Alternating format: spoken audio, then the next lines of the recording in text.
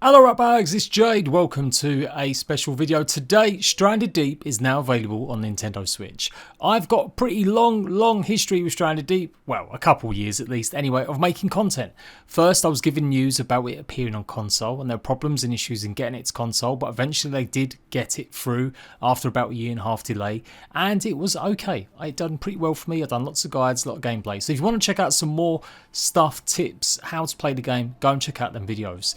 And then it got announced as a PlayStation Plus game, and that meant loads of people interested in it again, and I got another spike in views. So I was pretty surprised today though that I got an email from Beam Team saying, do I want a key to review Nintendo Switch version? I hadn't seen that they were going to be releasing this. I've been covering other news that they're going to be adding multiplayer or co-op, at least some sort of split screen or some sort of co-op to the game in the very near future for Xbox and PlayStation, and that's something this game has lacked all the way throughout its life. On PC they've got like some weird sort of co-op couch crossplay where you can have it via Steam, but on console they haven't had it. It's probably the most requested feature. So right now it's still technically single player on Switch, but it does look like they are going to be adding that co-op features in the future update very soon.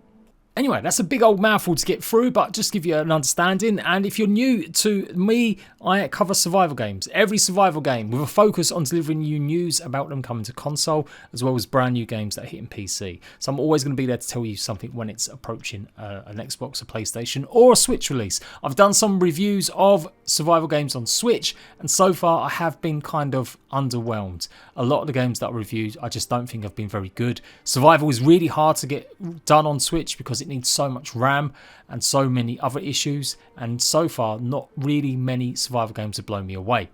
So basically I'm a bit of a harsh critic. I play the Switch, my kids play it quite a lot, and survival games I probably don't play as much because I don't really like a lot of the ports that have been done. So there you go. Welcome to a little tips guide. I'm going to show you how to play the game. I'm going to walk you through it with a few little bits and bobs about the performance, the ports, and a little bit of history around it. So we've got something called the Cartographer here. This is where you can actually create your own custom map. It's kind of procedure generated. Each one of these tiles has got its own unique different type of island with different wreckages and maybe different types of resources. So you can create your own new island and then you can place it within your map. And this is a great way for people who are finding things a bit tough. You can literally add all sorts of things, change up, mix up the terrain a little bit, and pretty much just go through and add in all sorts of new stuff. So again, I've shown this off in lots of other videos in the past, so I'm going to briefly just go through it quickly. But there you go, you can put like cloth, you can put planks on the island more, and these will appear on this island. And the same thing goes with trees. You can put foliage. There is a bit of a limit, so you have to be a bit careful. You can't just overload the island with absolute tons of everything. You can even increase how different creatures spawn, including some of the more harder creatures like the giant crab and the big wild boar. And then you've got shipwrecks. You can put as many shipwrecks as you want as well. So they're a good way also to get resources because they'll have little chests and boxes filled with items usually around them as well. So just a little brief one. Once you've done that, all you've got to do is then click apply. Then you can go back, save the game details if it pops up again, enter the name of it. So we're going to call it Nin. Oh, we've got to do the short description of the map as well. Switch, click save, and that should hopefully be making sure that that world is now ready to go on one of your tiles. So go world editor, and then we can replace one of these islands with the island that we just created. So you normally always start in the middle. These 4 skulls represent bosses, spoilers. Head towards them and you'll encounter a boss or possibly something to do with the ending of the game. Once you move off this middle island, you can then go and customize the middle island, but you can't customize the island that you're currently on. So we'll go ahead and replace that one, and we can put our Nin island there instead. Use island, and there you go. I've just put my Nin island there. So you get the idea. If you're finding the game pretty tough or hard, go ahead, edit a bunch of islands, put some of the resources you've been struggling to find, put them close by, and it'll give you a little bit of a head start. We're not going to do all that though. I'm going to do a completely random seed. Let's just chuck some numbers in and see what happens. And that's pretty much it. Until they add the co-op, I'm presuming it will come to Switch as well. It is only a single player game at the moment. There are difficulties. So you can change it to hard or normal. I would definitely put it on normal if it's the first time you play in a survival game. Switch genders. Use the existing world or random brand new one. Permadeath on and off, obviously, that's it. Once you're dead, you're dead.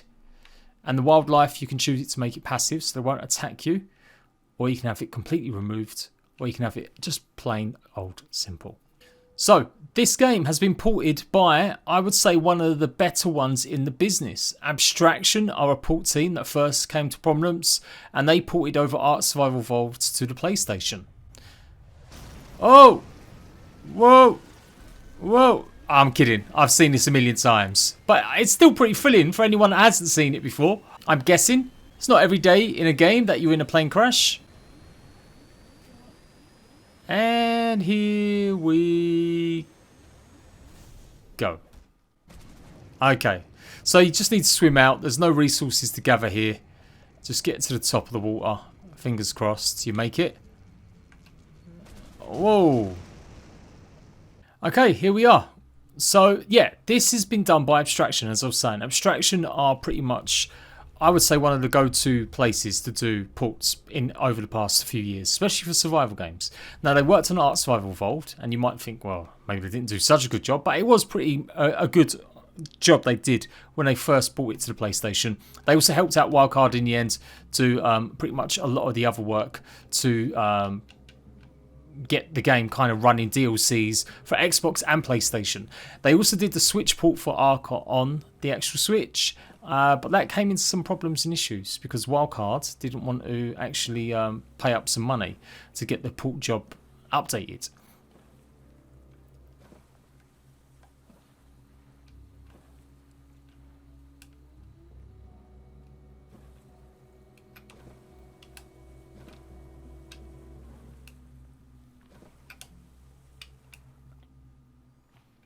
So we're going to pull the raft on. I'm using the Z, I don't know why they called it ZL, the left bumper or left trigger.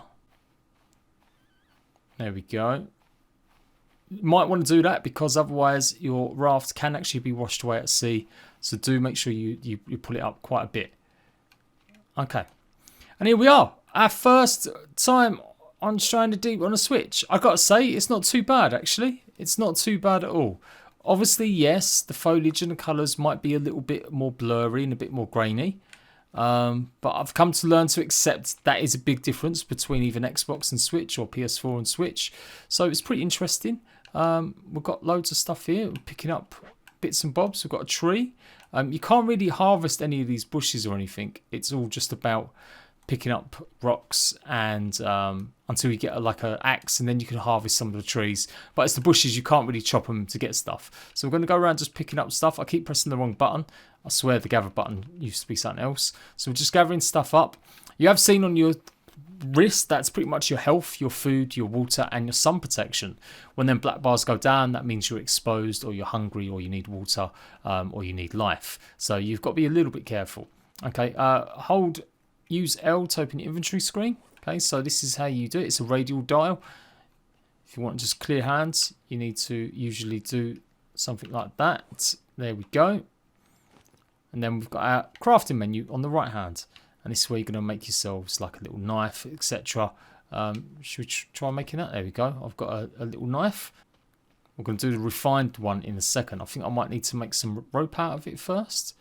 So yeah, we do. We need lashings, so we're going to need some fronds. Fronds are situated somewhere. Where are they? Situated here. You'll find them in little baby little trees, branches. But the yucca is a good idea to harvest this straight away. I don't know what kind of video I'm doing. I ain't laying. I'm torn. I'm started doing like a review. Now I'm doing a tips video. It's going to be a mix. It's going to be talking about the pool. It's going to be talking about tips. It's going to be talking about everything. No, can I not pick that up? Okay. Oh, okay. Maybe it's just the fibrous plants. There we go. That's what we want. We want the fibrous plants that dropped. It's a bit stiff on the Switch. Ain't gonna lie. I might have to see if I can adjust the movement controls and stuff. But yep.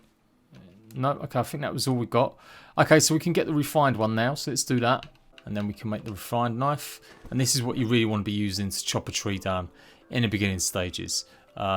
Make sure we've got it into hand. And this should give us some sticks. There we go. Got loads of sticks from that. You can carry little bundles, but it's pretty limiting until you get something later where you can pretty much hold a little bit more resources. You've got to be pretty quick in this game though, because it does become nighttime fairly quickly. So you can see you're not going to get anything from hitting some of these palms, but then you've got this like baby young palm leaf here, which you can also get fronds from. Fronds kind of don't grow back for ages unless they're a yucca plant. So sometimes you'll exhaust all your fronds and you've got to move to another island, or literally wait days for the fronds to grow back, as far as I can remember. There we go, we've got some more rocks. I don't think we need too many more rocks, to be honest. Looking around, you'll find some debris sometimes on the beach. I guess it wants us to really pin something, so let's do that. So you've got all different various stages and things that you'll be able to craft eventually. You've got like a little motorized engine you can get for your raft. Eventually you'll have like a flying chopper, gyrator, is that the one? There we go. Refined the knife. Got rid of the tutorial. Okay. Yeah. There we go. Cycling through. Let's pull that up then. And then, yeah, you can see also your skills increasing. So whenever you do anything, it will get some black bars eventually. It takes quite a bit sometimes to increase your hunting, cooking, your mining, your physical. And I do believe the last one is repairs or damage. I can't remember which one, to be honest. But there we go. Now it wants us to kill a crab. Okay. So let's find a crabby. So sometimes it looks really sharp. Like I'm looking at the rock there a second ago and it was super sharp. And then all of a sudden, it's not so sharp. Where's the crab? Come on. Where's my knife as well? Yeah, there's things popping in. You know, Stranded Deep, to my mind, it maybe shouldn't be as intensive as other games because you have got quite a lot of building pieces and stuff in the game, but it's not like there's a million things going on. Oof. The shadows of the birds there was like a stop motion. You don't want to stand on certain things as well. I mean, yeah, I'm trying to be fair. I'm trying to recognise this is docked as well, by the way. So bear that in mind. Maybe, you know, it might be a little bit better. We've got scrap iron and stuff. But yeah, it's kind of what I expect. It's kind of on par with a lot of other survival games I've played, where the graphics really are a little bit blurry and stuff. Okay, so we're gonna skin this little bugger. There we go. And then that should disappear now. Don't step on these. These poison you, and then you might as well start a new game because you need a specific plant to heal. Sometimes you can outlast the poison, but yeah, it's really debilitating. You really don't want to get poisoned early game. You need something called I can't remember the name of it now.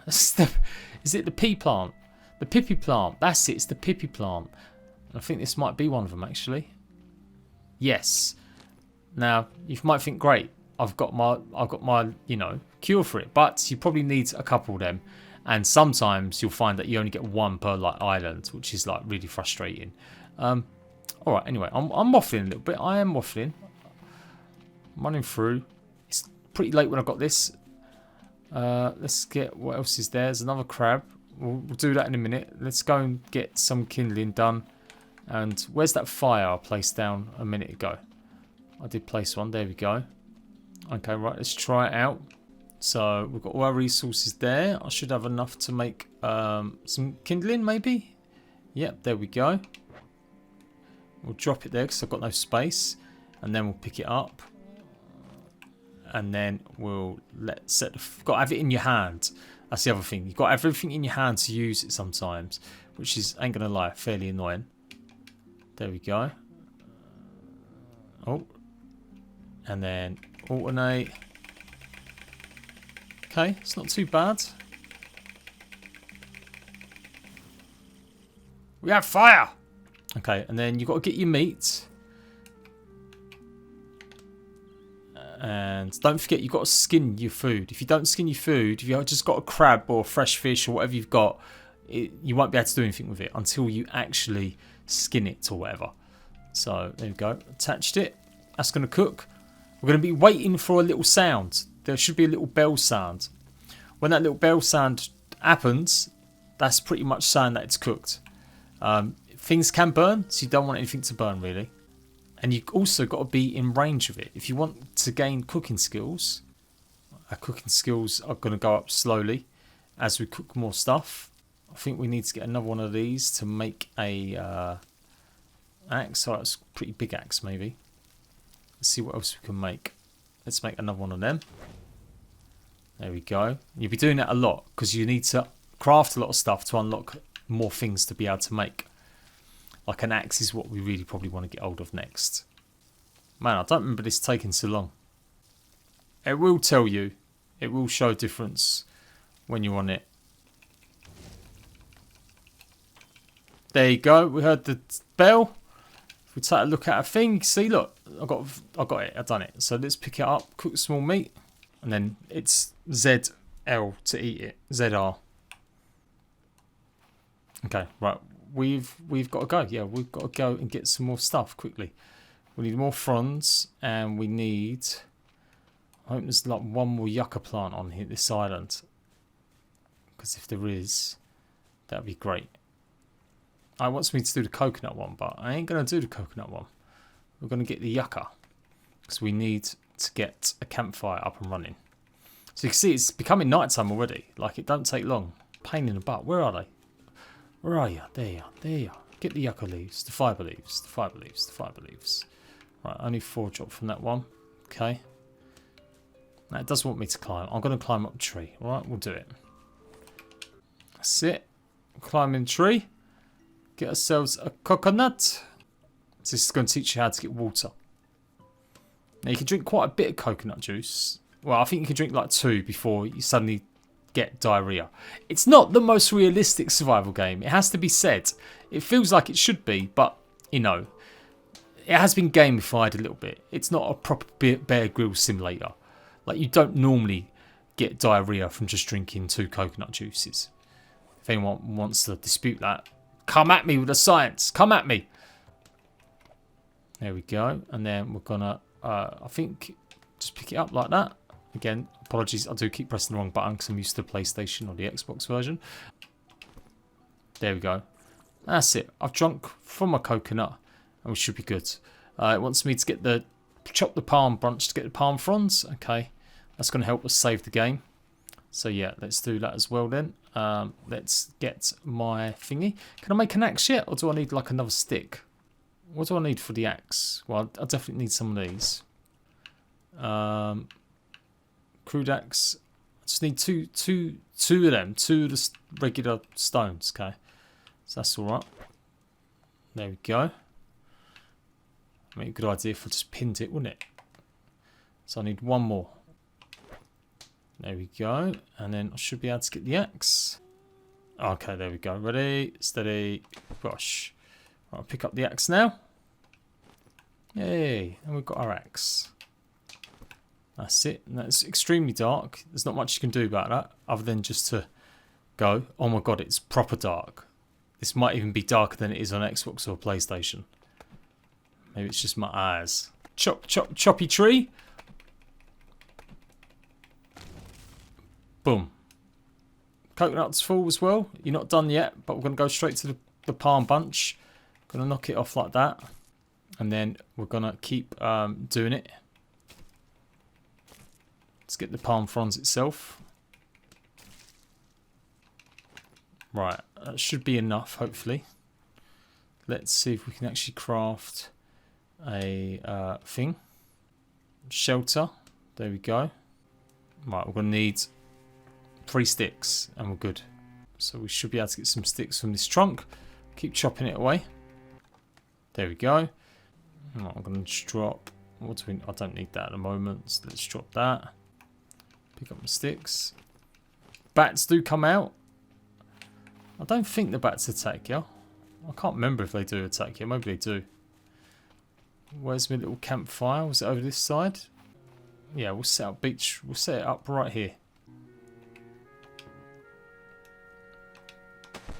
There we go. And that's how you save your game. Yes, I want to sleep. Also going to save the game, more importantly. Be careful though, you don't get like multiple save slots sometimes. I don't think you do. So yeah, you don't want to save it at the wrong time where you've got no chance of getting food or water. And that is how to survive the first night. My first impressions, yeah, it's a competent, so far, port. I'm not saying it's the best port. I still think the graphics can be improved a little bit. It's still a little bit blurry or going in and out of focus sometimes. The controls could do with a bit more tightening, or definitely some tuning the FOV so that I could spin around a little bit quicker. But yeah, it's not the worst. I probably will do a definitive review once I've explored a little bit more with base building and actually going out at sea on my rafts. So check out part 2 of that video where we explore more of the islands and more survival tips as well. If you want to see more, like I said, content, go and check out the rest of the Stranded Deep guides I've done over the years. And I will see you hopefully for more Nintendo gameplay soon.